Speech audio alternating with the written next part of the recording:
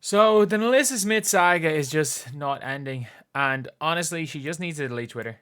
At this stage, delete Twitter. Please. And I mean this, please delete Twitter. For your own sake, for the team's sake, for your future in this league's sake, delete Twitter, NaLyssa. Delete Twitter! But anyway, if you guys are new to the channel and agree with this, subscribe. We are trying to hit 35.5k by the end of the day, and we're about 60 subscribers off. But on Twitter, in fairness to her, she's doing nothing but tweeting support for her team, for her teammates, and tweeting this page, retweeting this page. I don't really care. I assume you don't know any little, but like this page is literally like they will put a stat that Caitlin Clark has hit, and then they will say and put like a percentage, weird like arbitrary like fifth stat on X field goal percentage and or X amount on less than X amount of threes, or made sure that when she was talking about the rookie record that she put in minutes and games played and not field goals attempt. But yeah. And look, fair play to her. I don't dislike NaLyssa Smith as a person. I don't. She's just not doing very well this season. Like, this is not a very nice thing to do. And you might be saying, oh, she had a few points early in the game. She gave up 18 points in the first half. And then she's now posting on Twitter, like, I know it is, like, this isn't a shot at the fever, but it looks like it is. It just looks like it is. It's messy. I'm not saying she's trying to do anything, but it's just messy. Like, every response is free NaLyssa, free NaLyssa, free NaLyssa. But the reality of it is, the Indiana Fever have a plus 6.8 net rating in the 596 minutes she's off the floor. NaLyssa Smith, when NaLyssa Smith is in the game, the offense goes from a 105 rating to a 100 rating. This is an offensive specialist who the team is worse on offense with on the floor. And on defense, they go from 109.9 when she's on the floor to 98.6 when she's off the floor. At the same time, I wouldn't be that surprised if the defensive number also correlates to the lineup she's in, because I don't think the starting lineup is the greatest defensive lineup in the world. And also, the minutes when Caitlin Clark's not on the floor, the team concedes less and scores less. So, I don't know. But the lower offensive rating is wild, because 91.5% of her minutes have been played with Clark, who causes a plus 10.4 rating difference. So, the highest net rating difference is Caitlin Clark. And the lowest net rating, so a minus 6 net rating, is NaLyssa Smith. So, basically, that's mad. That is mad. Overall, Smith has decreased the offense by 4.4 and decreased the defense rating by 11 for a net difference of minus 15.8 net rating.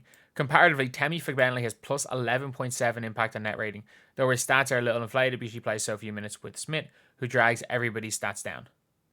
That is wild. That's actually the wildest thing, is that basically Smith's replacement has the highest plus minus, because when NaLyssa Smith is on the floor, everybody else's plus minus gets dragged down. That is wild.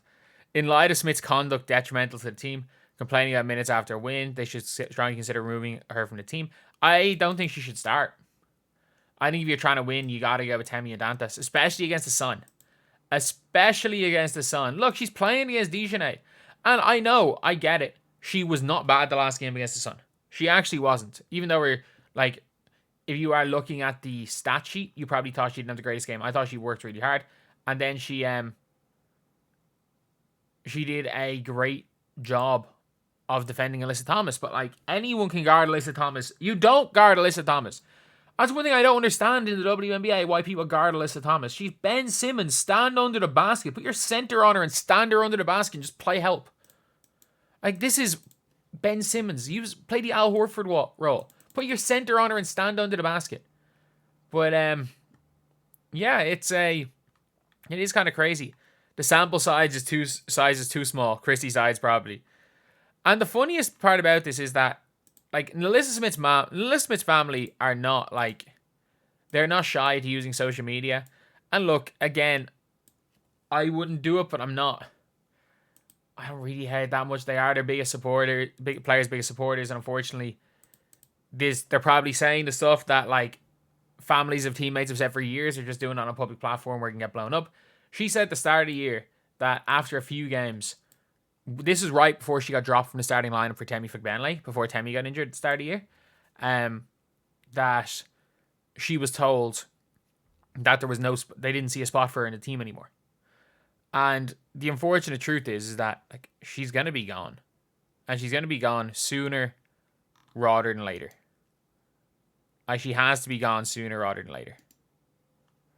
And the reality of this is that this team is about to go into the playoffs. The playoffs start next week.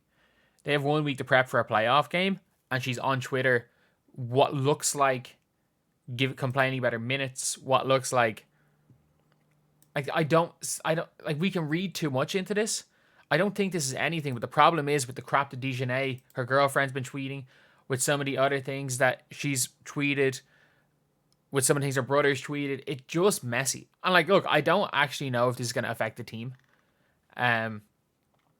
Because I don't think it's really, all this crap has affected the team. Because I think there are worse social media stuff than what's going on with NaLyssa Smith right now.